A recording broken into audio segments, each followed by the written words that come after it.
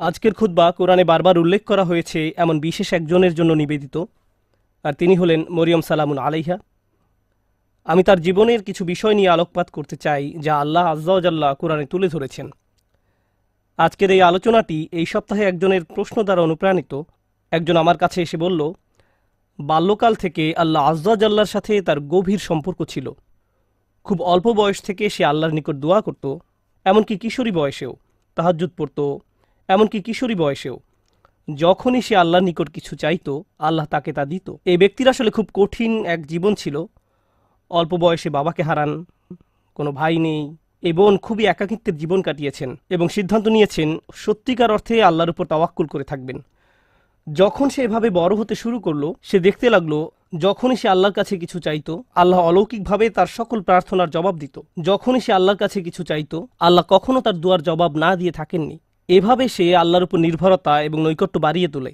যখনই তার কিছু দরকার হতো সে 2 রাকাত নামাজ পড়ে আল্লাহর কাছে তা চাইতো। তো তার আসলেই আল্লাহর সাথে খুব সুন্দর একটা কানেকশন ছিল। তাহলে এখানে প্রশ্ন কোথায়?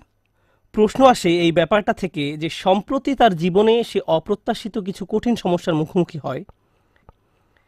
তাই সে আল্লাহর প্রতি ইবাদতের পরিমাণ আরও বাড়িয়ে দেওয়ার সিদ্ধান্ত নিল, দুয়ার পরিমাণও বাড়িয়ে দিল, কারণ তার সমস্যা বৃদ্ধি পেয়েছে। সে ভাবল সমস্যা যেহেতু বেড়েছে, তাই আল্লাহর কাছে সমাধানের জন্য দোয়ার পরিমাণও বাড়াতে হবে। তাই সে এমনটা করল। সে এত বেশি নামাজ পড়ল, এত বেশি পরিমাণে রোজা রাখলো যে জীবনে কখনো এত রোজা রাখেনি। আল্লাহর কাছে কাকুতি মিনতি করত, কান্নাকাটি করত, যেভাবে সে পূর্বে কখনো করেনি। কিন্তু সমস্যা আরও খারাপ হতে থাকলো, পরিস্থিতির কোনো উন্নতি হচ্ছে না। তখন সে মনে মনে ভাবতে লাগলো, মনে হয় আল্লাহ আমার উপর খুশি নয়, কারণ আগে আমি দোয়া করতাম আর সব দোয়ার উত্তর পেতাম। আমার আগে তো এই সমস্যা ছিল না। যখনই আমার কিছু দরকার হতো আল্লাহর দিকে ফিরতাম আর আল্লাহ আমার সমস্যার সমাধান করে দিতেন। কিন্তু এখন আমি দোয়ার পর দোয়া করেই যাচ্ছি, আল্লাহর কাছে ভিক্ষা চেয়েই যাচ্ছি, আমার সমস্যার কোনো সমাধান হচ্ছে না, শুধু আরও খারাপ হচ্ছে। এর কারণ কি হতে পারে? তার মাথায় এই ধারণা ঘুরতে থাকলো, নিশ্চয়ই আমি ভুল কিছু করেছি। আল্লাহ আর আমার দোয়ার জবাব দিচ্ছেন না, কারণ কোনো কারণে আমি অযোগ্য হয়ে পড়েছি। আল্লাহর ভালো মানুষের তালিকায় আমি আর নেই। আমি এই খুতবা দেওয়ার সিদ্ধান্ত নিয়েছি কারণ সমাজে এই ধরনের চিন্তা খুবই কমন, যা একজন মানুষের মাথা নষ্ট করে দিতে পারে। আমরা দোয়া করি আর আমরা আশা করতে থাকি আল্লাহ আজ্জা ওয়া জাল্লা আমাদের একটা উত্তর দিবেন, আল্লাহ আমাদের সমস্যা সমাধান করে দিবেন। মূলত 2 ধরনের দোয়া আছে আমাদের অধিকাংশের জন্য। আমি এমন দোয়া সম্পর্কে কথা বলছি যা আমরা নিজেদের জন্য করি। এক প্রকার দোয়া হলো আমরা আমাদের বর্তমান সমস্যা সমাধানের জন্য দোয়া করি।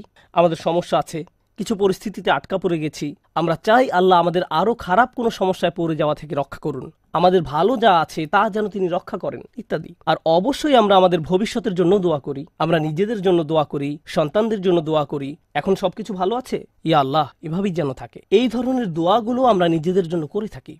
যে বিষয়টির উপর আজ গুরুত্বারোপ করতে চাই, আগের একটি খুতবা এটা নিয়ে আমি কথা বলেছিলাম, কিন্তু আজকের খুতবাটি কিছুটা ব্যতিক্রম। এই জন্যই আমি মরিয়ম সালামুন আলাইহাকে বাছাই করেছি। শুরুতে সবাইকে একটা ব্যাপার স্মরণ করিয়ে দিতে চাই, আপনার দুয়ার উত্তর তাৎক্ষণিকভাবে পাওয়া যাক বা না যাক, এর সাথে আল্লাহ আপনার উপর সন্তুষ্ট আছেন কি না তার কোনো সম্পর্ক নেই। এর কোনো সম্পর্ক নেই তার সাথে। এই দুইটার মাঝে কোনো সংযোগ নেই।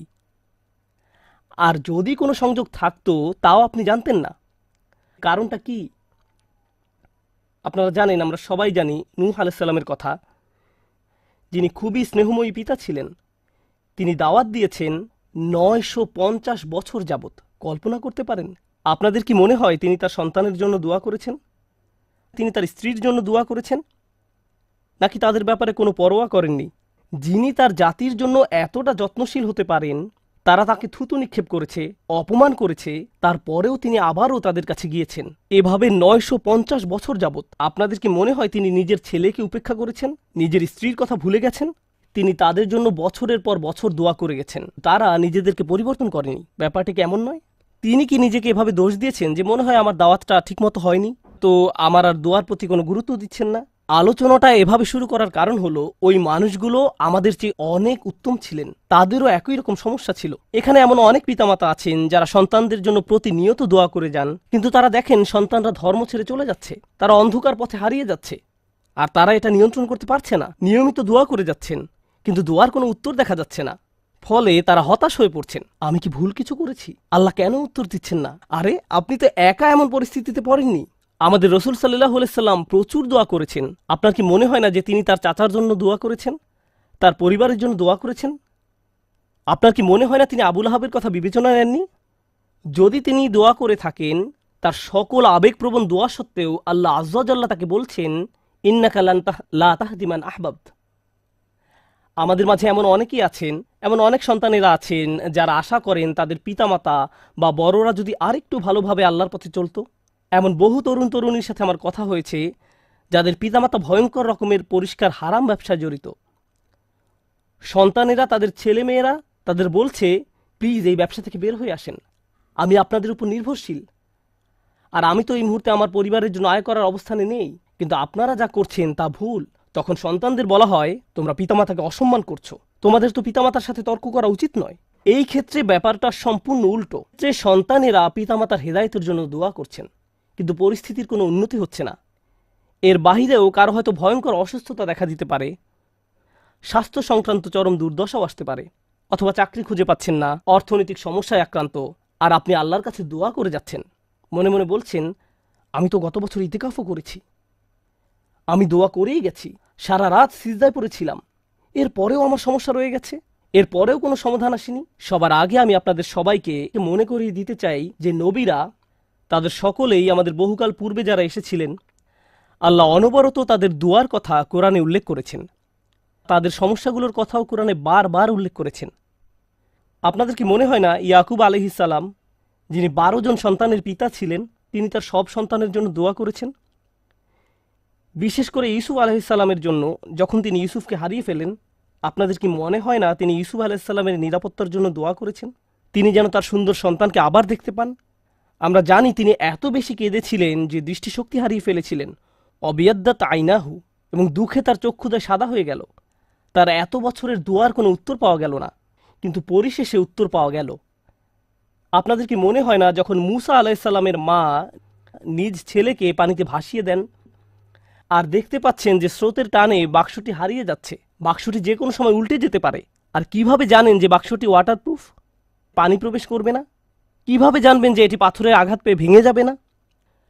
আপনি নদীতে ফেলে দিচ্ছেন একটি বাচ্চাকে, নদীতে। আপনাদের কি মনে হয় না যে মূসার মা আল্লাহর কাছে দোয়া করেছেন? এই দুই দোয়ার ক্ষেত্রে পার্থক্যটা লক্ষ্য করুন। মূসা আলাইহিস সালামের মায়ের ক্ষেত্রে তিনি আল্লাহর কাছে দোয়া করেন, তিনি তার ছেলের সাথে আবার একত্রিত হন ঠিক কয়েক ঘন্টা পর। বাচ্চার পরবর্তী খাওয়ার সময় হওয়ার মধ্যেই সে আবার তার মায়ের দেখা পায়। আর অন্যদিকে ইউসুফ আলাইহিস সালামের ক্ষেত্রে তিনি তার পিতার নিকট থেকে বিচ্ছিন্ন হয়ে পড়েন, কিন্তু বহু বছর যাবৎ তিনি তার পিতার দেখা পাননি, অনেক অনেক বছর যাবৎ। আমরা জীবনে সমস্যার মুখোমুখি হব, আর আল্লাহর কাছে দোয়া করার সাথে সাথেই আমাদের সমস্যার সমাধান হয়ে যাবে না। দোয়ার বাস্তবতা বোঝার চেষ্টা করুন। দোয়ার উদ্দেশ্য কি? আমরা প্রায় দোয়াকে তলাবের সাথে গুলিয়ে ফেলি। আরবিতে তলাব মানে কোনো কিছু তালাশ করা, কোনো কিছু দাবি করা, আর দোয়ার আক্ষরিক অর্থ হলো ডাকা, এটাই এর অর্থ। দাওতুকুম মানে আমি তোমাকে ডেকেছি, আমন্ত্রণ জানিয়েছি, এটা হলো দোয়া। আমরা যখন আল্লাহর কাছে দোয়া করি, মাঝে মাঝে আমরা ওই দোয়ার মাধ্যমে আল্লাহর কাছে দাবি জানাচ্ছি, এটা সত্য, আমরা অনুরোধ জানাচ্ছি, কিন্তু আমাদেরকে এই ব্যাপারটা ভুলে গেলে চলবে না যে দিন শেষে আমাদের সব অনুরোধ, সেগুলো হলো আল্লাহর একজন বিনম্র দাস আল্লাহর দিকে ফিরে নিজের সমস্যার সমাধান ভিক্ষা চাচ্ছে। কি সেগুলো? আপনার সমস্যার সমাধান হওয়ার চেয়েও আপনি যে আল্লাহর সাথে যোগাযোগ করছেন, এটাই এখানে সবচেয়ে মূল্যবান বিষয়, এটাই দিন শেষে মূল লক্ষ্য। আপনি যে আল্লাহর সাথে কথাবার্তায় যুক্ত হয়েছেন, এটাই দিন শেষে মূল লক্ষ্য। আল্লাহ আপনার সমস্যা তাৎক্ষণিকভাবে সমাধান করে দেবেন কিনা সেটা ভিন্ন বিষয়। আমি এ সম্পর্কে সংক্ষেপে কিছু কথা শেয়ার করতে চাই, পরে মরিয়ম সালামুন আলাইহা নিয়ে কথা বলবো। কখনো কখনো আপনি এমন কিছু সমস্যার মুখোমুখি হন যে মনের মাঝে প্রশ্ন আসে, আমাকে কেন এই সমস্যার মোকাবেলা করতে হবে? আপনাদেরকে একটা কথা জিজ্ঞেস করি, ইউসুফ আলাইহিস সালাম তো 8-9 বছরের এক বালক ছিলেন মাত্র। শিশু মানেই তো নিষ্পাপ। একজন শিশু এমন কি করতে পারে যার জন্য সে কিডন্যাপ হতে পারে? একজন শিশু এমন কি অন্যায় করতে পারে যার কারণে সে কুয়ার মধ্যে নিক্ষিপ্ত হবে? একজন শিশু কি করতে পারে যার কারণে সে দাস হিসেবে বিক্রিত হবে ভিন্ন একটি দেশে? আর তিনি প্রাপ্তবয়স্ক হওয়ার পর কি অন্যায় করেছেন যার কারণে তাকে কারাগারে নিক্ষিপ্ত হতে হবে? মিথ্যা একটা অভিযোগে। তিনি তো নিজের অন্যায়ের কারণে জেল খাটেননি, তিনি নির্দোষ ছিলেন, আর তাকে এতগুলো বছর জেলে কাটাতে হয়। তাকে জীবনে এমন সব পরিস্থিতির ভেতর দিয়ে যেতে হয়, অন্য কারো এমন হলে বলতো, ভাই জীবন অন্যায্য, কি বা করার আছে, জীবন অন্যায্য। কিন্তু একজন বিশ্বাসীর ক্ষেত্রে কি হয়? সে শুধু বলে না যে জীবন অন্যায্য, সে বলে আল্লাহ অন্যায্য। নাউজুবিল্লাহ। আর আল্লাহ সূরা ইউসুফে বলছেন, আল্লাহু গালিবুন আলা আমরিহি, আল্লাহ তার সকল কাজের তত্ত্বাবধান করছিলেন। ইউসুফের জন্য যত সিদ্ধান্ত নেওয়া হয়েছিল আল্লাহ তার সবগুলোতে প্রভাব রেখেছিলেন। কিভাবে? কখনো কখনো আমি আপনি এমন কিছু সমস্যার মুখোমুখি হব, আল্লাহ জানেন ভালো কিছু সামনে আছে। কখনো কখনো ভালো যা কিছু আসছে তা আপনার নিজের জন্য, আবার কখনো বা অন্য কারোর জন্য, কখনো কখনো আপনি জীবিত থাকতেই এর উপকার পাবেন, আর কখনো কখনো এই উপকার আসবে আপনি আল্লাহর কাছে ফিরে যাওয়ার পর। ইউসুফ আলাইহিসসালামের ক্ষেত্রে কি হয়েছিল? একজন পিতা তার সন্তান থেকে বিচ্ছিন্ন হয়ে পড়েন। কিন্তু চিন্তা করে দেখুন, তাকে যদি কিডন্যাপ করা না হতো তাহলে তিনি কুয়ায় নিক্ষিপ্ত হতেন না। তিনি যদি কুয়ায় না পড়তেন তাহলে কোনোদিন মিশরে গিয়ে পৌঁছাতেন না। আর মিশরে কোনোদিন না গেলে তিনি জেলে নিক্ষিপ্ত হতেন না। আর যদি জেলে না যেতেন তাহলে জেলের ওই দুই লোকের সাথে তার কোনোদিন সাক্ষাৎ হতো না যাদের স্বপ্নের তিনি ব্যাখ্যা দিয়েছিলেন। ওই দুই ব্যক্তির সাথে যদি তার কোনোদিন দেখা না হতো, তাদের একজন বেঁচে যায় এবং রাজার খেদমতে নিয়োজিত হয়। আর যখন রাজা একটি স্বপ্ন দেখলেন, ওই ব্যক্তি তাহলে কোনোদিন বলতেন না যে হ্যাঁ, আমি এক লোকের কথা জানি যে আপনার স্বপ্নের ব্যাখ্যায় সাহায্য করতে পারবে। স্বপ্নটা কি ছিল? দেশে 7 বছর হবে প্রাচুর্যের, আর পরবর্তী 7 বছর দেশে কোনো ফসল ফলবে না, কোনো উৎপাদন হবে না, মানুষ দুর্ভিক্ষে মারা যাবে। যদি ইউসুফ জেলে না যেতেন আলাইহিসসালাম এবং তাকে মুক্তি দেওয়া না হতো ওই স্বপ্নের ব্যাখ্যা করার জন্য সেই সময়, তাহলে দেশ অর্থনৈতিক, ফাইন্যান্সিয়াল এবং সামাজিক এক দুর্যোগে পতিত হতো। লক্ষ লক্ষ শিশু দুর্ভিক্ষে মারা যেত। একজন শিশু কষ্ট স্বীকার করলো কয়েক বছরের জন্য। এক শিশুর কষ্ট স্বীকারের ফলে আল্লাহর পরিকল্পনা ছিল অগণিত পরিবারকে অনাহারে সন্তান হারানোর বেদনা থেকে রক্ষা করবেন। এই পরিকল্পনার কারণে ইউসুফ আলাইহিসসালাম জেল থেকে ফিরে এসে স্বপ্নের ব্যাখ্যা করলেন এবং অর্থ মন্ত্রণালয়ের দায়িত্ব নিলেন। আমার এক বন্ধুর নাম হয়তো আপনারা শুনে থাকবেন, তার নাম রবার্ট ডেভিলা। আমি ওই বোনকে তার সম্পর্কে জিজ্ঞেস করেছিলাম। সে বলল সে তার কথা শুনেছে। সে তার শরীরের কোনো অংশ নাড়াতে পারে না, শুধু মুখমণ্ডল ছাড়া। সে কি এমন অন্যায় করেছে যার কারণে এমন পরিস্থিতি? কিছুই না। কিন্তু কত মানুষ ইসলাম গ্রহণ করেছে তার এই অক্ষমতার দরুন। কত শত মানুষ এই ঘটনার কথা শুনে আল্লাহর পথে ফিরে এসেছে। কত শত মানুষ আল্লাহর প্রতি অকৃতজ্ঞ ছিল, যদিও তারা মুসলিম ছিল কিন্তু নামে মাত্র মুসলিম ছিল, এবং সিদ্ধান্ত নিল যে আল্লাহর কাছে আত্মসমর্পণ করবে। কারণ ওই মানুষটি একটি বিছানায় শুয়ে আছে, তার কষ্ট, দুর্ভোগ লক্ষ লক্ষ মানুষের জন্য হেদায়েতের কারণে পরিণত হলো। বুঝতে পারছেন? কখনো কখনো আমি আপনি কষ্টকর অবস্থায় পতিত হই, যা আসলে খুবই সামান্য, এমন অসংখ্য কল্যাণ আর এমন অসংখ্য উপকারের জন্য, যা হয় এখন আমার কাছে আসবে, নতুবা আল্লাহর কাছে ফেরত যাওয়ার পর আমি এর উপকার ভোগ করব। সুতরাং আমাদের দোয়া কোনো কিছু অর্ডার করার মতো নয়। যখন ওই বোন আমাকে তার সমস্যার কথা বলছিল, সাথে সাথে আমার মরিয়ম সালামুন আলাইহার কথা মনে পড়ল। কারণ মরিয়ম সালামুন আলাইহার ক্ষেত্রে এমনকি ছোট বয়সেও তার জন্ম আশ্চর্যজনক। তার জন্মের কথা কোরআনে উল্লেখ করা হয়েছে। খুব বেশি সংখ্যক মানুষের জন্মের কথা কোরআনে উল্লেখ করা হয়নি। মা একটি ছেলে সন্তান আশা করেছিলেন, কিন্তু তার একটি মেয়ের জন্ম হলো। আর আল্লাহ বলেন, ওয়ালাইসা যাকারু কাল উনসা, যার অনেকগুলো গভীর অর্থ রয়েছে। আমি এখন শুধু একটি অর্থ হাইলাইট করছি। এই মেয়েটি অন্য কোনো ছেলের মতো নয়, এই মেয়েটি স্পেশাল। প্রসঙ্গত, দয়া করে এই কথাগুলো মনে রাখবেন। পরের বার আপনাদের কেউ যদি সন্তান সম্ভবা হয়ে থাকেন, আপনি আশা করছেন, আপনার মা আশা করছে, আপনার চাচাতো ও খালাতো ভাই বোনেরা আশা করছে একটি ছেলে শিশুর জন্ম হবে, কিন্তু একটি মেয়ের জন্ম হলো, তখন মনে রাখবেন আল্লাহ মরিয়ম সালামুন আলাইহার জন্মের মতো কারো জন্মের কথা এভাবে হাইলাইট করেননি। মেয়ে সন্তান পাওয়া সম্মানের, মেয়ে সন্তান পাওয়া আল্লাহর একটি উপহার। মেয়ের জন্ম হলে অসন্তুষ্ট হওয়া আসলে মুশরিকদের বৈশিষ্ট্য। আল্লাহ মুশরিকদের সম্পর্কে বলেন, জল্লা ওয়াজহুহু মুসওয়াদ্দান ওয়া হুয়া কাযীম, তাদের কাউকে যখন কন্যা সন্তানের সুসংবাদ দেওয়া হয় তখন তার মুখ কালো হয়ে যায়, সে অন্তর্জ্বালায় পুড়তে থাকে। মেয়ে সন্তান পাওয়া আল্লাহর পক্ষ থেকে আশীর্বাদ এবং সম্মান। মেয়ের জন্ম হলে যদি অসন্তুষ্ট হয়ে পড়েন, তাহলে আপনি শুধু আল্লাহর উপহারেরই অসম্মান করছেন না, আপনি কুরআনের আয়াতকেও অসম্মান করছেন। এই কথাগুলো মনে রাখবেন। এই শিশুর জন্ম হলো, তাকে আসলে বিশেষ একটি জায়গা দেওয়া হলো। তখনকার সময়ের কেন্দ্রীয় মসজিদে জাকারিয়া আলাইহিসসালাম তার দেখাশোনা করতেন। আর যখনই তিনি তার খোঁজ খবর নেওয়ার জন্য আসতেন, কারণ মরিয়ম আলাইহিসসালাম আল্লাহর ঘরে থেকে আল্লাহর ইবাদতে নিজেকে উৎসর্গ করলেন। কুল্লামা দাখালা আলাইহা জাকারিয়াল মেহরাব ওয়াজাদা ইনদাহা রিজকান, যখনই জাকারিয়া মেহরাবের মধ্যে তার কাছে আসতেন কিছু খাবার দেখতে পেতেন। তিনি জিজ্ঞেস করলেন, এগুলো কোথায় পেলে তুমি? এই ফলগুলোর তো এখন উৎপাদন হয় না, এমনকি এগুলো এই সিজনেরও নয়। এইগুলো শীতকালে হয় আর ওইগুলো গরমকালে জন্মে, তুমি এইসব ফল কোথায় পেলে? উত্তর দিতেন, ক্বালাত হুয়া মিন ইনদিল্লাহ, এগুলো আল্লাহর পক্ষ থেকে বিশেষভাবে এসেছে। এই ফলগুলো আমার নিকট আল্লাহর পক্ষ থেকে এসেছে। ভাবতে পারেন এমন একজনের কথা যার দোয়া এমনভাবে কবুল হয় যে আকাশ থেকে খাদ্য অবতীর্ণ হয় এই নারীর জন্য। তাই যখন ওই বোন আমাকে বলছিলেন তার দোয়া কবুল হয়ে যায়, আমি সাথে সাথে মরিয়ম সালামুন আলাইহার কথা মনে করলাম। কি অলৌকিকভাবে আল্লাহ তার ব্যাপারে হস্তক্ষেপ করতেন, এমনকি খাদ্যের মতো বিষয়েও, যা আমরা নিজেরা উঠে গিয়ে নিয়ে আসতে পারি, তাকে এমনকি সেজন্য উঠতে হয়নি। খুব স্পেশাল এক কিশোরী, খুব স্পেশাল এক নারী। এখন এই নারী সম্পর্কে যে ব্যাপারটি আজকে গুরুত্ব দিয়ে তুলে ধরতে চাই তা হলো, একদিন তার নিকট এক ফেরেশতার আগমন ঘটল। ফেরেশতা বলল সে একটি বাচ্চার মা হতে যাচ্ছে। তার মাথায় প্রথমে আসলো, আমি তো বিবাহিতা নই, আমি মা হব বলে তুমি কি বোঝাতে চাচ্ছ? লাম ইয়ামসাসনি বাশার, আমাকে তো কোনো পুরুষ স্পর্শ করেনি, আমার বাচ্চা হবে বলে তুমি কি বোঝাতে চাচ্ছ? কাযালিকি ক্বালা রব্বুক, আমি দুঃখিত, আমরা এসেছি শুধু সংবাদ জানাতে। এটা হবে কি হবে না সেই ব্যাপারে পরামর্শ করতে নয়, সেই সিদ্ধান্ত ইতিমধ্যে নেওয়া হয়ে গেছে। তুমি একটি বাচ্চার মা হতে যাচ্ছ। এখন তিনি পুরোপুরি আতঙ্কিত, আমি কি করব? তিনি আল্লাহর কাছে ফিরে আশা করতে পারতেন এমনটি যেন না হয়, কিন্তু এটা তো ঘটবেই। আমি আপনাদের জন্য পরের কিছু ঘটনা এখন বর্ণনা করছি, যেন উপলব্ধি করতে পারেন এই নারী কেমন এক কঠিন পরীক্ষায় পড়েছিল। বাচ্চার জন্মের পর তিনি তার নিজ শহরে ফিরে আসলেন। সমাজের সবাই তাকে দেখত দুনিয়া ত্যাগী, আল্লাহওয়ালা নারী হিসেবে। এমন নারী যে আল্লাহর ইবাদতে সবসময় নিয়োজিত থাকে, এমন নারী যাকে তাদের নবী জাকারিয়া আলাইহিস সালাম সমর্থন জানিয়েছিলেন, এমন নারী যিনি জাকারিয়া আলাইহিস সালামের তত্ত্বাবধানে বড় হয়ে ওঠেন। মসজিদের আশেপাশের সবাই সেখানে দাঁড়িয়ে আছেন, আর তিনি একটি বাচ্চা কোলে করে এগিয়ে আসছেন। সবাই তখন একসাথে তাকে অপমানিত করতে শুরু করল।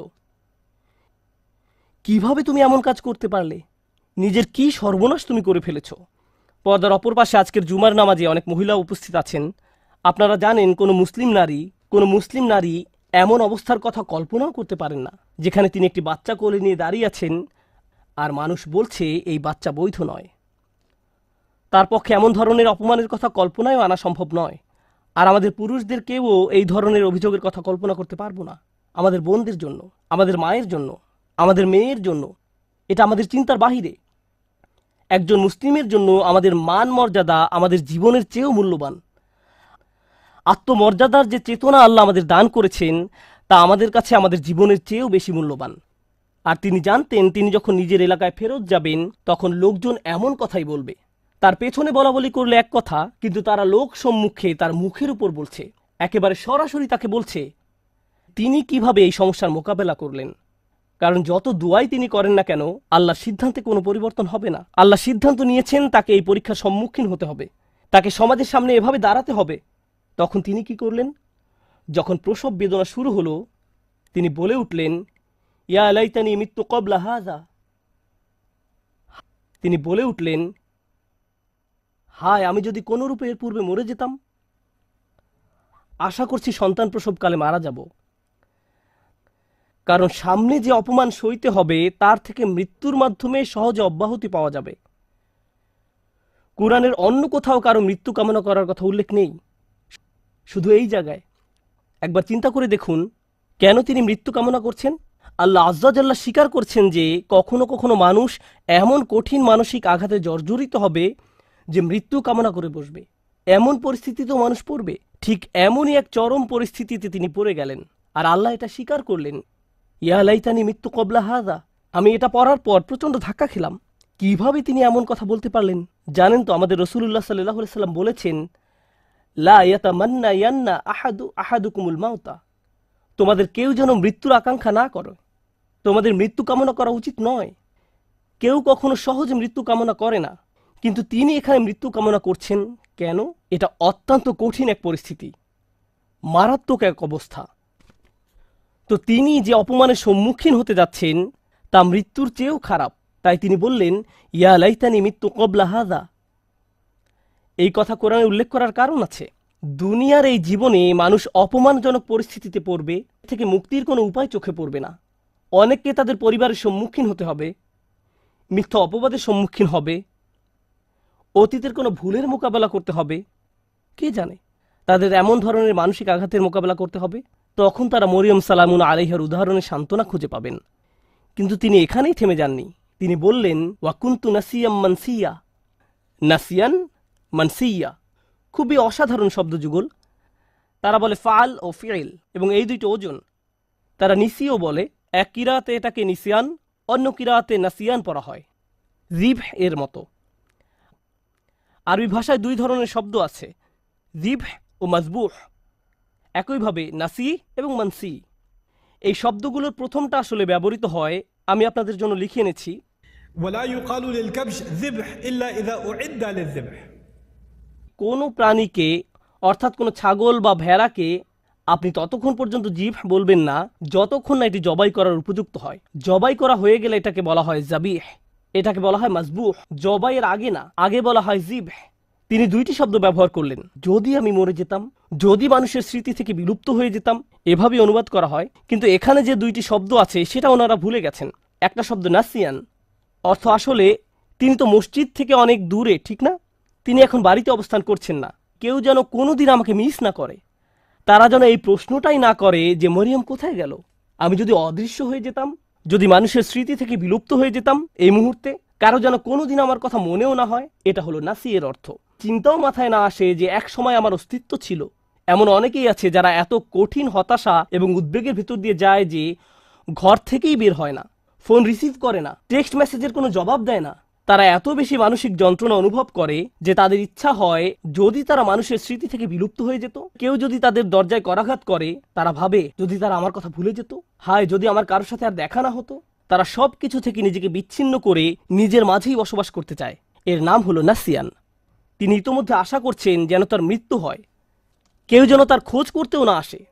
পরবর্তীতে অনেক বছর পার হয়ে গেলে কেউ যদি না জানে তার কি হয়েছে, মানসিয়ান, ভবিষ্যতেও তার কোনো উল্লেখ কোথাও যেন না থাকে। আমি আশা করছি কেউ যেন এই মুহূর্তে আমার কথা মনে না করে, এবং আমি ভবিষ্যতেও যেন সবার স্মৃতি থেকে সম্পূর্ণ অদৃশ্য হয়ে যাই। আমি এই মহান নারীর পরীক্ষার উপর গুরুত্ব আরোপ করতে চেয়েছি, কারণ ইনি এমন একজন নারী যার দোয়া সাথে সাথেই কবুল হয়ে যেত। তাকে এমনকি খাদ্যও চাইতে হয়নি, তার জন্য ফল ফলাদি এসে উপস্থিত হতো। আর আল্লাহ তাকে এমন পরিস্থিতিতে ফেললেন, আল্লাহ তাকে এমন পরীক্ষায় ফেললেন, এই জন্য না যে আল্লাহ তাকে ঘৃণা করেন, এই জন্য না যে আল্লাহ তার কথা ভুলে গেছেন, এই জন্য না যে আল্লাহ তাকে অপমানিত করতে চান। শেষে দেখা যায় যে এই সমস্ত কিছুর মাধ্যমে আল্লাহ আসলে তাকে সম্মানিত করলেন। আল্লাহ তাকে সম্মানিত করতে চান। কোন অপমানের ভয় তিনি করছিলেন? তার অপমানের ভয় ছিল মানুষ বলবে তুমি বিয়ে ছাড়াই এই সন্তানের মা হয়েছ, তোমার এটা হারাম ছেলে। মানুষ এটাই বলবে। আর জানেন তো বাচ্চার নাম কি ছিল? তার নাম ছিল ঈসা। কোরআনে কোনো নবীর নামের সাথে তার পিতা বা মাতার নাম উল্লেখ করা হয়নি। শুধু ঈসা আলাইহিসসালাম, ঈসা ইবনে মারিয়াম বারবার উল্লেখ করা হয়েছে। ঈসা মরিয়মের ছেলে, ঈসা মরিয়মের ছেলে। কোরআনে কোথাও কি আছে মুহাম্মদ আব্দুল্লাহর ছেলে? কোথাও কি পান ইয়াকুব ইসহাকের ছেলে, ইসহাক ইব্রাহিমের ছেলে, ইউসুফ ইয়াকুবের ছেলে? পেয়েছেন কখনো? না। অনেকবার আল্লাহ এই রসুলকে যখনই সম্মানিত করেছেন, সাথে সাথে তার মাকেও সম্মানিত করেছেন। প্রসঙ্গত বিষয়টা গুরুত্বপূর্ণ। আরবরা যখন ইবনে বলে, বা এমনকি সেমেটিক মানুষরা যখন ইবন বলে, ঠিক পরেই তারা পিতার নাম উল্লেখ করে। তারা পিতার নাম বলে। আপনার নামের শেষাংশ আসে পিতার কাছ থেকে। আল্লাহ এই সাধারণ নিয়মের বাহিরে গিয়ে মানুষকে মনে করিয়ে দিয়েছেন যে তার কোনো পিতা নেই, আর আমি সাধারণ নিয়মের বাহিরে গিয়ে এই মাকে সম্মান দেখাবো। ঈসা ইবনে মারিয়াম। প্রতিবার আল্লাহ এই অপমানের কথা উল্লেখ করেছেন অন্য কারণে। আর এই বিষয়টা বলেই আমি আমার খুতবার সমাপ্তি টানছি। কখনো কখনো আপনার কষ্ট অন্য মানুষের মুক্তির কারণে পরিণত হবে। আপনি সমস্যায় পড়েছেন কারণ এটা আপনার থেকেও বড় কোনো উদ্দেশ্য সাধন করবে। তখন তাদের জন্য সাদাকায়ে জারিয়ায় পরিণত হবেন। আপনার কারণে তারা ভালো কিছু অর্জন করবে। মারিয়াম সালামুন আলাইহার এই কষ্ট থেকে প্রতিবার যখন কোনো নারী অপমানিত হয়, প্রতিবার যখন কোনো নারী অপবাদের শিকার হবে, প্রতিবার যখন কোনো নারী কামনা করবে যদি সে মরে যেত পরিস্থিতির মুখোমুখি হওয়ার চেয়ে, তখন সে মরিয়ম সালামুন আলাইহার কষ্টের মাঝে নিজের সান্ত্বনা খুঁজে পাবেন। আর যখনই কোনো নারী সান্ত্বনা খুঁজে পাবে, মরিয়ম সালামুন আলাইহার মর্যাদা এতে আবারও বেড়ে যাবে। সুবহানাল্লাহ। আমাদের দোয়ার মাধ্যমে আমরা আল্লাহর সাথে সংযোগ স্থাপন করি। আমাদের দোয়া এমন কিছু নয় যার মাধ্যমে এই দুনিয়া জান্নাতে পরিণত হবে। পৃথিবীর এই জীবনে পরীক্ষা থাকবেই। আমাদের চেয়ে বহুগুণে উত্তম মানুষদের জীবনে সমস্যা ছিল, আর এটা ঠিক আছে। লাকাদ খলাকনাল ইনসানা ফি কাবাদ, আমি মানুষকে সৃষ্টি করেছি অত্যন্ত কষ্ট ও শ্রমের মাঝে। কষ্ট ক্লেশ জীবনেরই অংশ। দুয়ার উদ্দেশ্য হলো আমাকে আপনাকে এই কষ্টগুলো মোকাবেলায় সাহায্য করা। আর কখনো ভুলে যাবেন না যে আল্লাহ আমাদের সাথে আছেন। আল্লাহ আজ্জা জাল্লাহ আমাদের সেসব মানুষদের অন্তর্ভুক্ত হওয়া থেকে রক্ষা করুন যারা ঈমান হারিয়ে ফেলে। আল্লাহ আজ্জা জাল্লাহ আমাদের মর্যাদা দান করুন এবং আমাদের এই কথা স্মরণে রাখতে সাহায্য করুন যে মানুষ আপনাকে অপমানিত করতে চাইবে যেভাবে তারা মরিয়ম সালামুন আলাইহাকে অপমান করেছিল। লোকে আপনার সম্পর্কে কি মনে করে আর আল্লাহ আপনার সম্পর্কে কি মনে করেন, এর মাঝে বিশাল পার্থক্য আছে। কারণ আপনি যদি লোকের কথা মানেন তাহলে মরিয়ম ছিলেন সমাজের সবচেয়ে অপমানিত, আর যদি আল্লাহর কথা মানেন তাহলে তিনি ছিলেন মানব ইতিহাসের সবচেয়ে মর্যাদাবান নারীদের একজন। তাই আমরা আল্লাহর কথা মানব। ওয়ালাকাদ কাররামনা বানি আদম, আর আমি তো আদম সন্তানদের সম্মানিত করেছি। আল্লাহ আজ্জা জাল্লাহ আমাদেরকে তার নিকট সম্মানিত মানুষে পরিণত করুন মানুষের নিকট সম্মানিত করার পূর্বে। বারাকাল্লাহু লি ওয়া লাকুম ফিল কুরআনিল হাকিম ওয়া নাফা'আনি ওয়া ইয়্যাকুম বিল আয়াতি ওয়া যিকরিল হাকিম।